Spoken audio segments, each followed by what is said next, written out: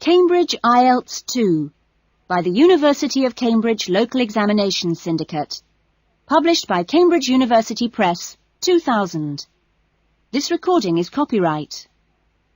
Cassette 1, Side 2. Test 2. You will hear a number of different recordings, and you will have to answer questions on what you hear. There will be time for you to read the instructions and questions, and you will have a chance to check your work. All the recordings will be played once only. The test is in 4 sections. Write all your answers in the listening question booklet. At the end of the test, you will be given 10 minutes to transfer your answers to an answer sheet. Now turn to Section 1. Section 1. Gavin, a newly arrived student, wants to insure the contents of his apartment. He calls an insurance agent to ask for information. First, you have some time to look at questions 1 to 6.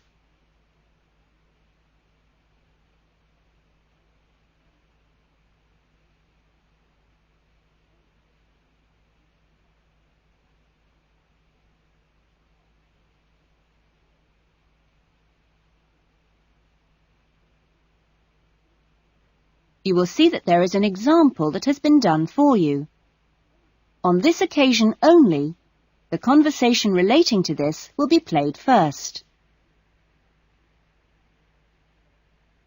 Good morning, Diane Davis. Can I help you?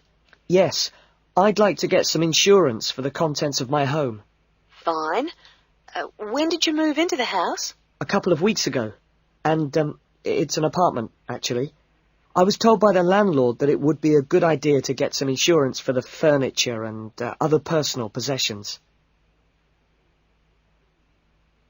Gavin moved into his apartment 2 weeks ago, so B has been circled. Now we shall begin. You should answer the questions as you listen, because you will not hear the recording a second time. Listen carefully to the conversation and answer questions 1 to 6. Good morning, Diane Davis. Can I help you? Yes, I'd like to get some insurance for the contents of my home. Fine. When did you move into the house? A couple of weeks ago. And, it's an apartment, actually. I was told by the landlord that it would be a good idea to get some insurance for the furniture and other personal possessions. Fine. Well, let's get some details. What kind of apartment is it? It's a 2-bedroom apartment. Huh? What floor is it on? Why do you need to know that? Because it affects the cost of the insurance. An apartment on the ground floor isn't as protected as others, and there's more chance of a break-in. Really? I didn't know that. It's on the second floor. Second. And how much is the rent? It's $615 per month. Good. And where is it located? In Biggins Street, South Hills. I see. And what things did you want to insure? Well, what do you recommend? Well, the most important things are those which you would normally find in a home. Things like the television, fridge, and so on. I see. Well, I've got a fridge and a stereo system, which I've just bought from a friend. And how much did you pay for the fridge? $450. 50 or 15? 50. And the stereo system cost $1,150. Have you got a television? Yes, but it's very old and not worth much. Okay. Well, is there anything else you want to insure? Yes. I've got a couple of watches and my CDs and books. How much do you think they're worth? The watches are worth $1,000. For both of them? No, each one. And altogether, the CDs and books cost me about $400. Okay, so the value of everything you want to insure is $4,000. How much will the insurance cost? Let me see, $4,000 divided by plus 10%. Right, so this kind of insurance, that's private contents insurance, it comes to $184 for a 12-month period. $184? Well, that sounds pretty good. Okay, I'll take that policy. Before the conversation continues, you have some time to look at questions 7 to 10.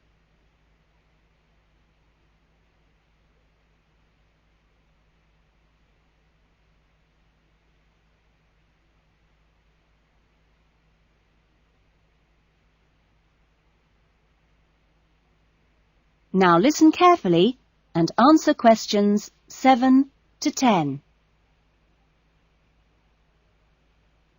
Can I arrange the policy over the phone? Sure. Just let me get the details down. So, that's Mr. Gavin Murray. That's Murray. And the address is? It's 16C, Biggins Street, South Hills. Okay. 16C, Biggins Street, South Hills? That's right. It's 2 words. South Hills. And your date of birth is? 12th of November, 1980. And your contact number? Home phone number is 9872 4855. Right. And, you're Australian? No, I was born in London, although my mother is from Tasmania. Oh, really? Whereabouts? Hobart. I see. Interesting place. Now, are you working at the moment? No, I'm a full-time student at Sydney University. Right. Good. That is the end of section 1. You will now have half a minute to check your answers.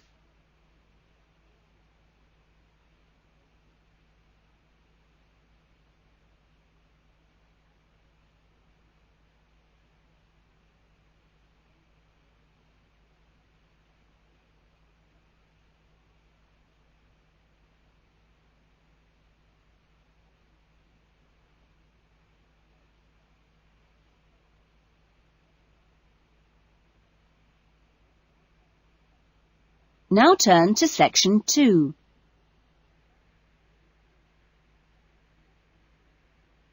Section 2. You will hear an address by the college president welcoming new students to a residential college. First, you have some time to look at questions 11 to 14.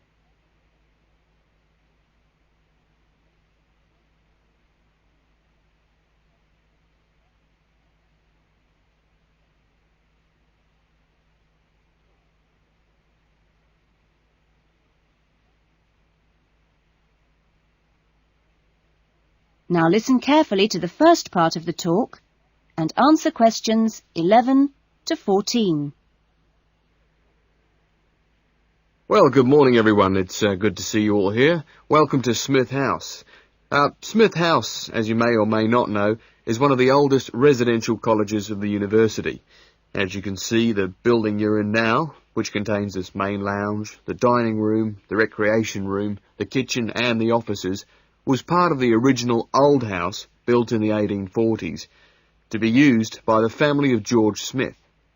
That's, of course, how the house and college got their names. The original house was converted into a residential college for the university in 1940, and since then has continued to be added on to and modernised. You'll notice when you receive your room allocation in a few minutes that your room number either begins with the letter N, S or W, like this one here. The first letter refers to the 3 wings of the college, which come away from this main building. Of course, the letters represent the 3 directions, in this case, north, south and west. Each wing has 2 floors, and so the next number you see is either 1 or in this case 2, and this indicates which floor your room is on. The number after that is your individual room number. So it's quite simple to find any room by going to the right wing, then floor, and then room number. Before you hear the rest of the talk, you have some time to look at questions 15 to 20.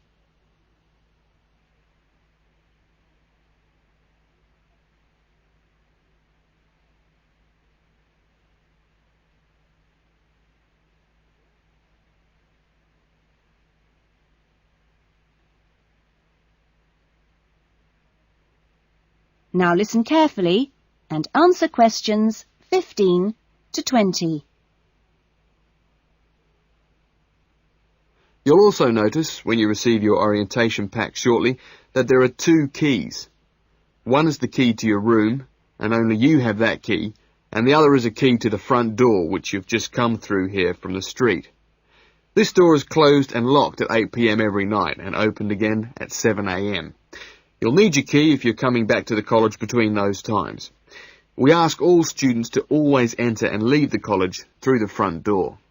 You'll notice at the end of each corridor that there is another door, but these are fire doors and are kept locked from the outside. They should only be opened from the inside in case of emergency.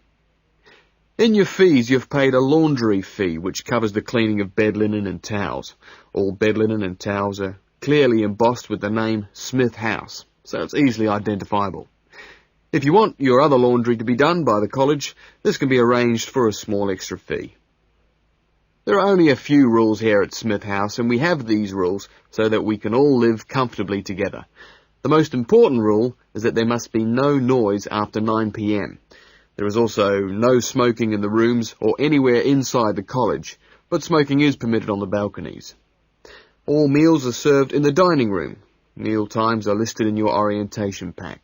Please read these carefully, as meal times cannot be changed, and if you arrive late, I'm sorry to say, you'll just go hungry.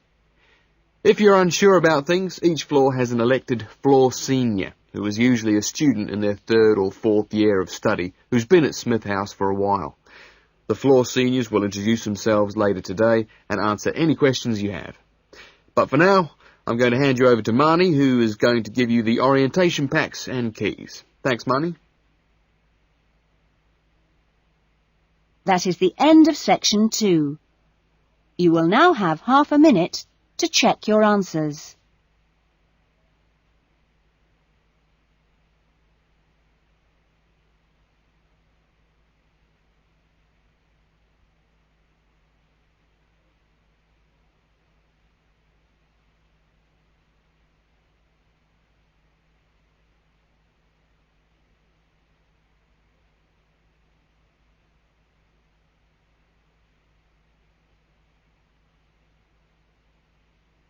Now turn to section 3.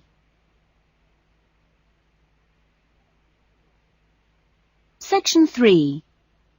You will hear a conversation between 2 students, Lynn and Robin, who are discussing an assignment. First, you have some time to look at questions 21 to 30.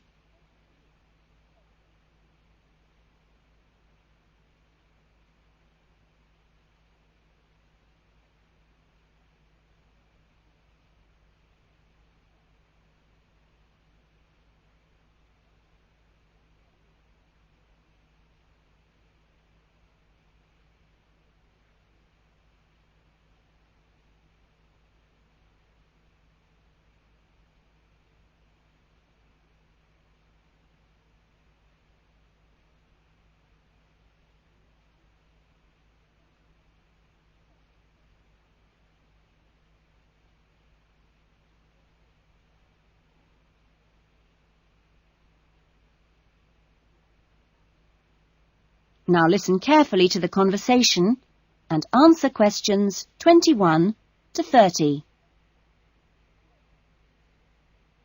That essay we have to write, the one on how children learn through the media, how are you planning to write it? Well, I've given it some thought, and I think that the best way to approach it is to divide the essay into two parts. First of all, we'd have to look at some examples of each type of media. Yes, what they are. Then we could describe how we can use each medium so that children can learn something from each one. Exactly. Maybe we could draw up a table and look at examples of each medium in turn. Let's see. The different forms of media would be the print media. Here you'd have things like books and newspapers, that sort of thing. And included in these are the pictorial forms of print media, like maps. Yes, maps are really just formal pictures, aren't they?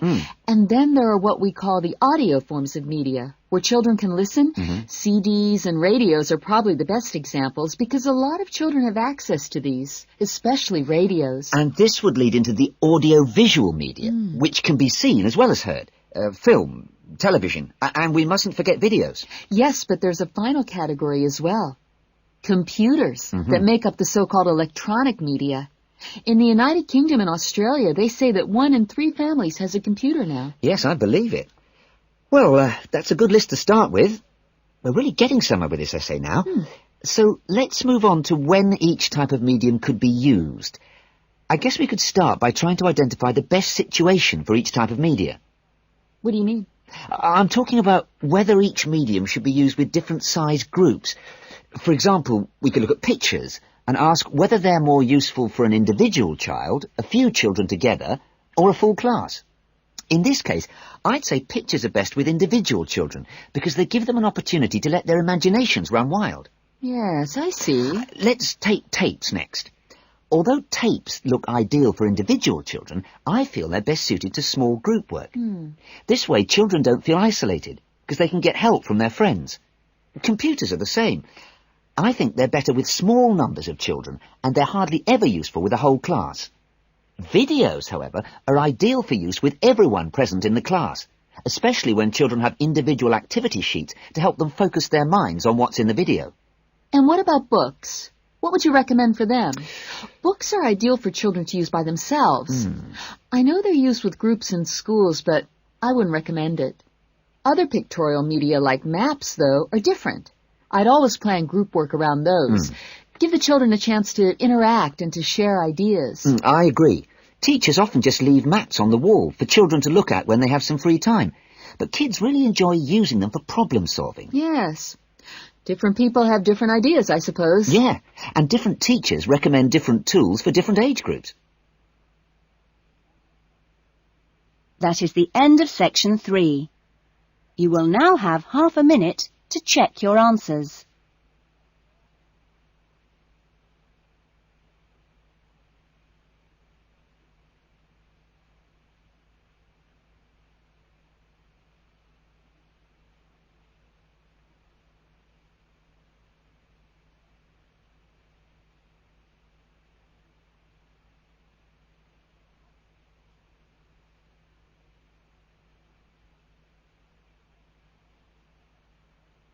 Now turn to section 4.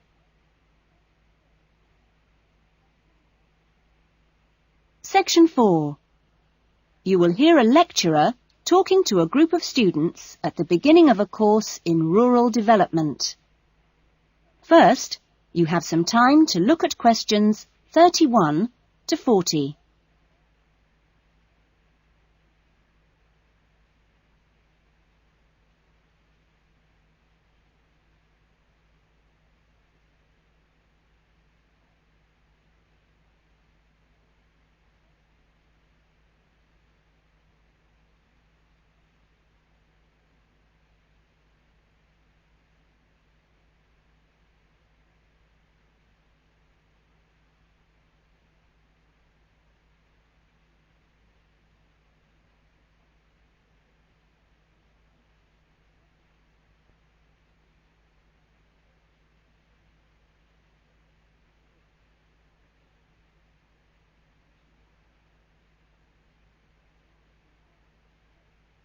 Now listen carefully to the talk and answer questions 31 to 40. I hope that this first session, which I've called An Introduction to British Agriculture, will provide a helpful background to the farm visits you'll be doing next week. I think I should start by emphasising that agriculture still accounts for a very important part of this country's economy. We are used to hearing the UK's society and economy described as being industrial, or even post-industrial.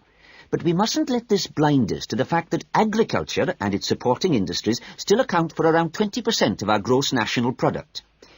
This figure is especially impressive, I think, when you bear in mind how very small a percentage of the UK workforce is employed in agriculture.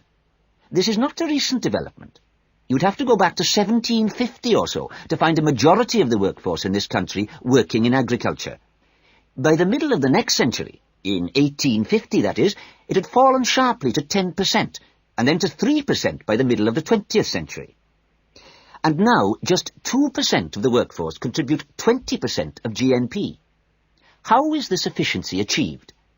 Well, my own view is that it owes a great deal to a history over the last 50 or 60 years of intelligent support by the state, mainly taking the form of helping farmers to plan ahead. Then the two other factors I should mention, both very important, are the high level of training amongst the agricultural workforce, and secondly, the recognition by farmers of the value of investing in technology. Now, although the UK is a fairly small country, the geology and climate vary a good deal from region to region. For our purposes today, we can divide the country broadly into three. I've marked them on the map here. The region you'll get to know best, of course, is the north, where we are at present. The land here is generally hilly, and the soil's thin. The climate up here, and you've already had evidence of this, is generally cool and wet. As you'll see next week, the typical farm here in the north is a small, family-run concern, producing mainly wool and timber for the market. If we contrast that with the eastern region, over here, the east is flatter and more low-lying, with fertile soils and a mixed climate. Average farm size is much bigger in the east, and farms are likely to be managed strictly on commercial lines. As for crops, well, the east is the UK's great cereal-producing region. However, increasingly significant areas are now also given over to high-quality vegetables for supply direct to the supermarkets. The third broad region is the west, where it's a different story again. The climate is warmer than in the north and much wetter than in the east.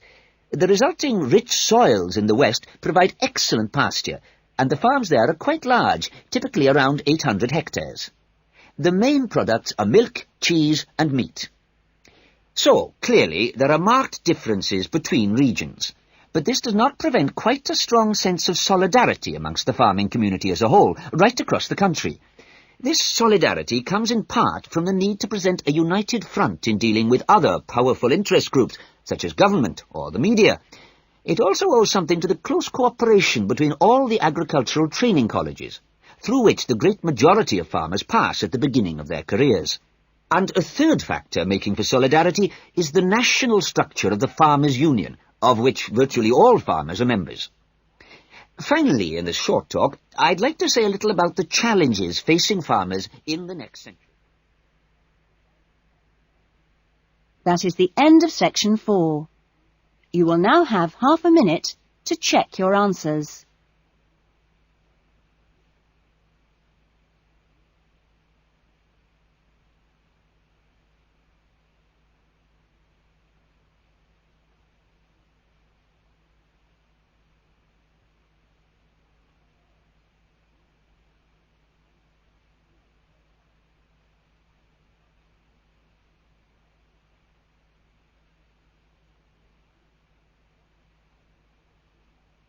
That is the end of the listening test.